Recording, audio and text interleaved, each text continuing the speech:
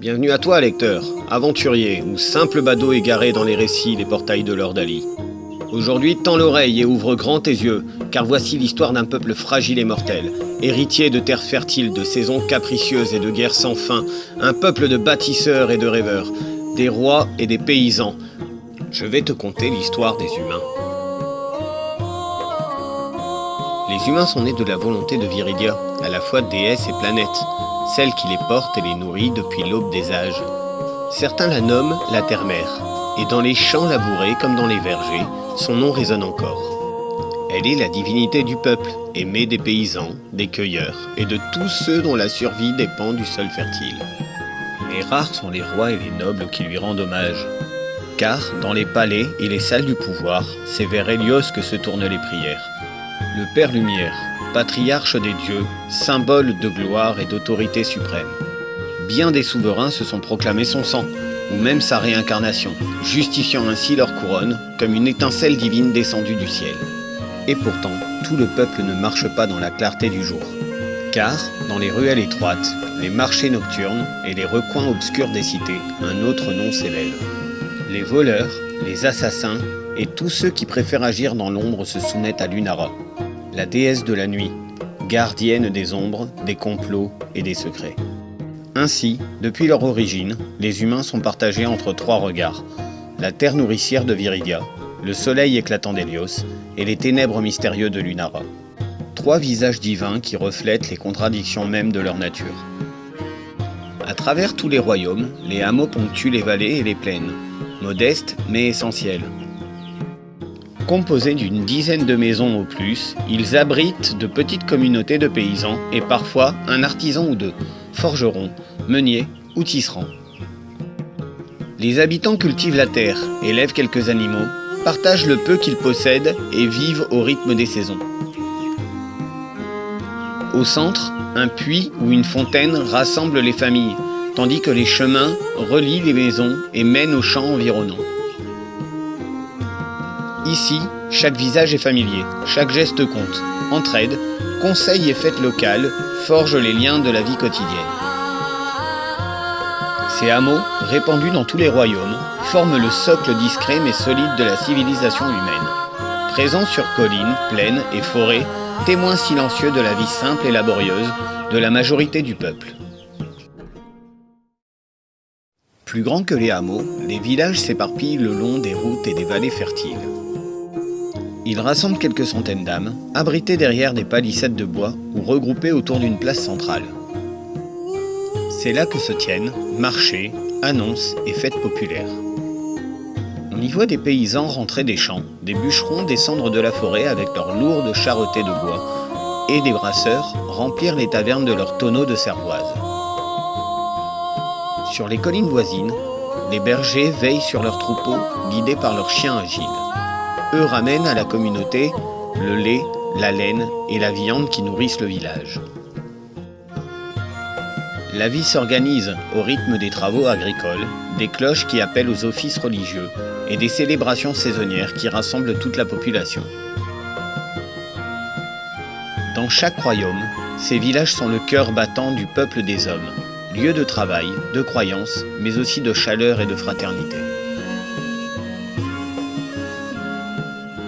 Les villes, véritables joyaux des royaumes, rassemblent des milliers d'âmes derrière leurs remparts de pierre. Dans le tumulte des rues pavées, les cris des marchands résonnent, vantant épices, étoffes et outils venus de contrées lointaines. Les taverniers ouvrent grand leurs portes, offrant cervoise, chaleur et récits de voyageurs à quiconque franchit le seuil. Lors des marchés et des grandes foires, les cuisiniers itinérants emplissent l'air d'odeurs de viande rôtie. Les temples et les sanctuaires des cultes majeurs éblouissent par leur grandeur et rassemblent d'immenses foules pressées d'assister aux cérémonies des grands prêtres. Les villes sont des lieux de brassage. On y échange, on prie, on festoie et parfois on complote. Elles incarnent la puissance des rois et l'ambition des hommes, mais aussi leurs rêves d'avenir et de grandeur. Dans chaque royaume, la taille et la puissance d'une place forte reflètent la richesse et l'influence de celui qui l'habite. Les modestes fortins, au milieu des campagnes, abritent les barons et leurs familles. Entourés de murailles et de tours de guet, ils servent de refuge aux habitants des villages voisins et de base pour la garnison, prête à défendre la terre et ses ressources. Les forteresses, plus importantes, dominent collines et rivières.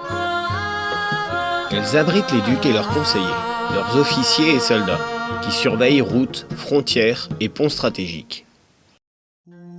Chaque mur, chaque pont-levis, chaque bastion est pensé pour repousser l'ennemi et protéger la vie et les richesses de ceux qui y vivent. À l'intérieur, salons, salles d'armes et appartements reflètent le luxe et la puissance des seigneurs. Les nobles vivent entourés de serviteurs, de gardes et de conseillers, organisant festins, audiences et conseils de guerre.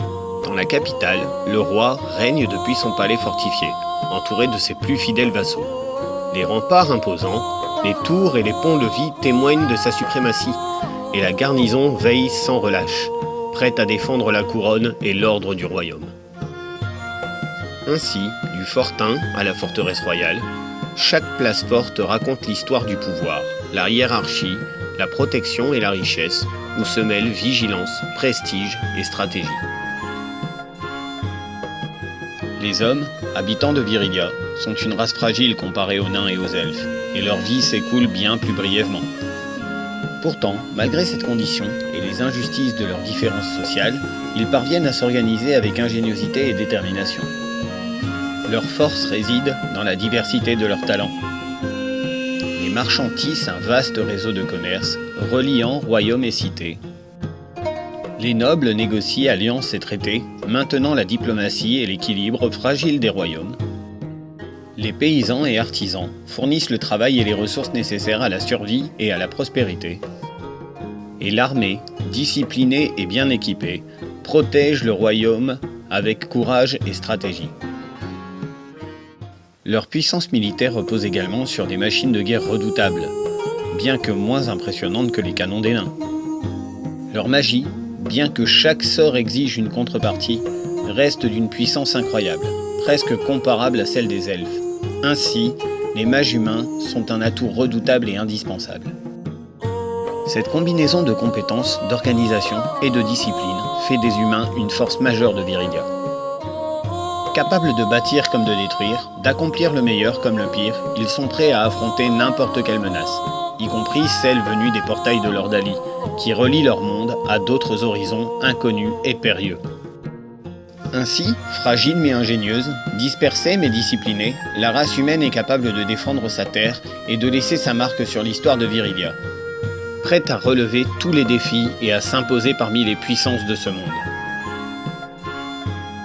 Merci d'avoir suivi cette histoire jusqu'au bout. Si ce voyage au cœur de l'univers des portails de l'Ordali vous a plu, pensez à laisser un like, à partager autour de vous et à vous abonner pour découvrir la suite des récits à venir. Votre soutien fait vivre cette aventure et d'autres chapitres ne demandent qu'à être contés. Au revoir.